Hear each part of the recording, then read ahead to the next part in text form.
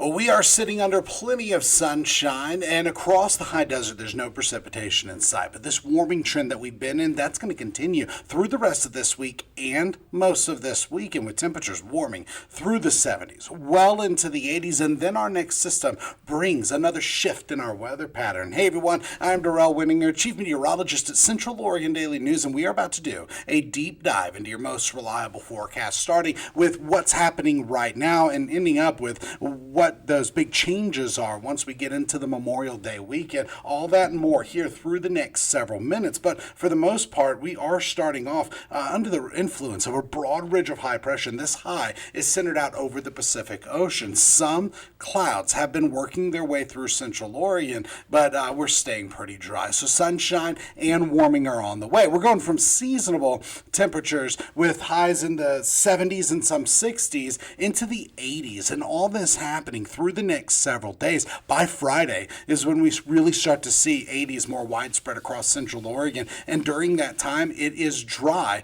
with some breezy winds during the afternoon. So this gradual heating continues until that weak system moves into the Pacific Northwest. During this time, temperatures are going to be topping out in the 70s and 80s. And with that, it's important just to remember that you'll want to look before you leave your vehicle, look in the back seat, and double check and make sure you don't have any fur babies or human babies, because it does not take long for 70s to warm up to either side of 80 or either side of 90 degrees, inside that vehicle when the windows are locked. And after 30 minutes, 70 degrees outside is 104 degrees inside. So that is something I like to remind everybody of this time of the year, because it's something that some people forget. And as we go through the next several days, we are looking at this big warming trend. On top of that, we have a whole lot of sunshine, very little cloud cover, and we can really see some of those shadows on the ground across Central Oregon. And so roads are dry, and it's like that all the way up through the Cascades, the passes.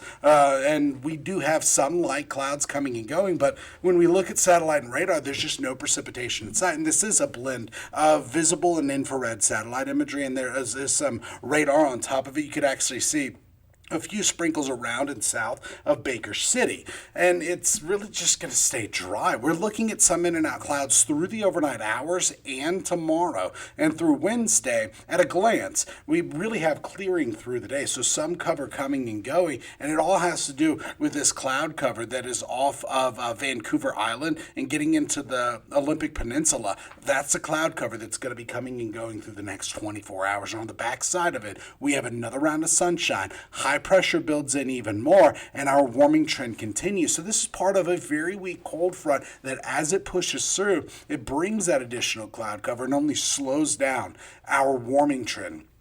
Now, it's not going to stop our warming trend completely. We're not looking at a dip in temperatures and not even any precipitation, but afternoon winds are breezy. They taper off here through the evening hours, and then by tomorrow morning, we have a very gentle breeze, calm for most of us. We catch those in and out clouds, and then by Wednesday afternoon, tons of sunshine, wind speeds picking up a little bit more, back up to 10 to 20 miles per hour for many of us. By Thursday, under more sunshine, that ridge of high pressure is firmly in control of our weather pattern. It is the dominant feature driving our weather pattern Thursday and Friday, that high pressure is.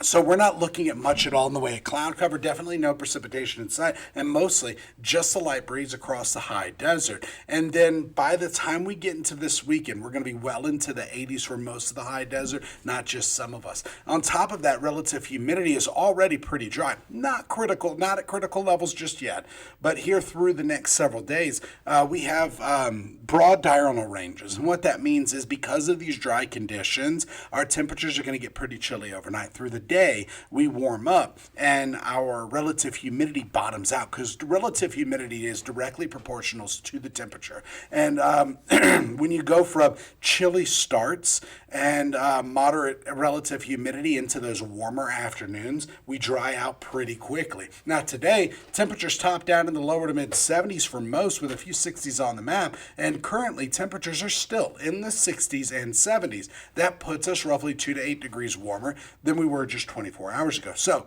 let's look at a forecast. Through tonight, we fall back to through the 40s and into the 30s. And by tomorrow, we warm up even more. It's going to be pleasant at first. Wind speeds really don't pick up until the afternoon hours, and early clouds give way to tons of sunshine. By the afternoon, that's when we're sitting in the mid 70s for most of the high desert. And this is also that time of the year that we start to turn our attention to the UV intensity. And for Wednesday, that forecast shows very high UV.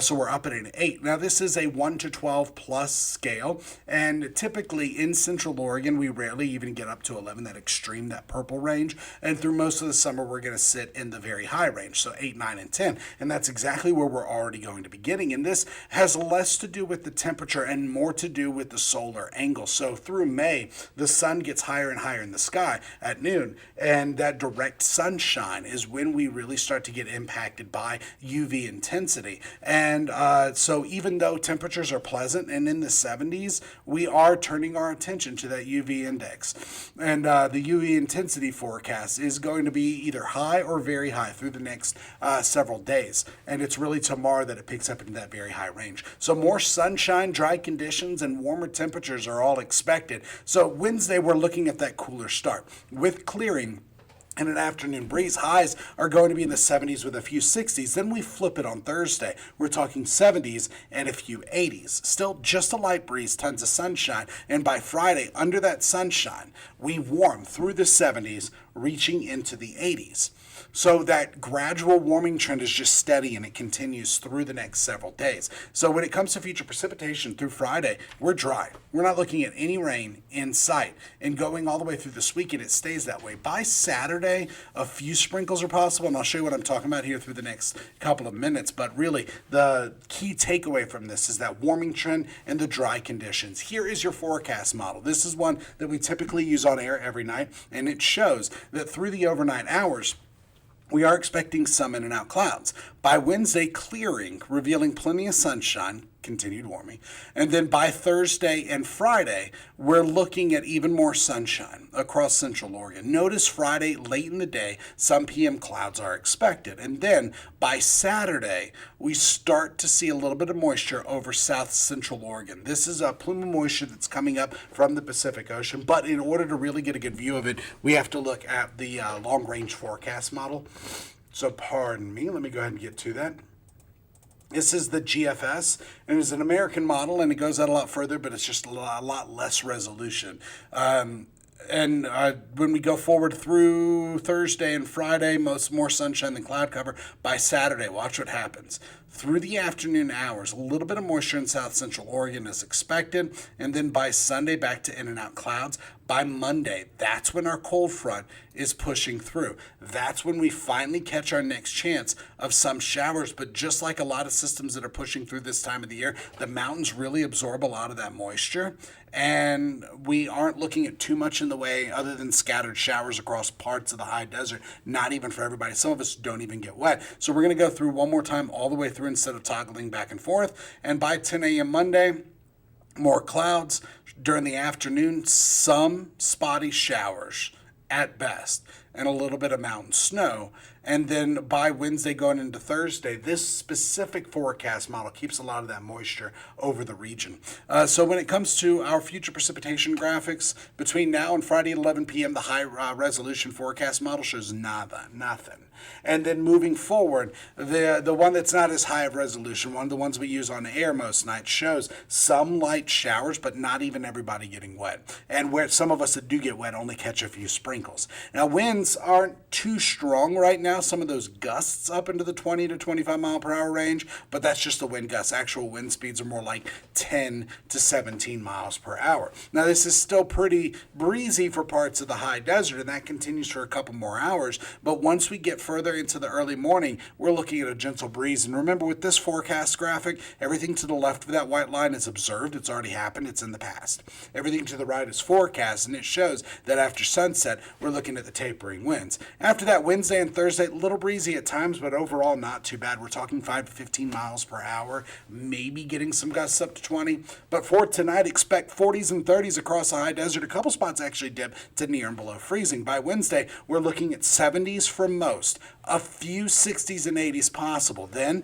70s with a few 80s, then 80s with some 70s by Friday, Saturday, and Sunday. Between now and the end of this weekend, no precipitation is expected.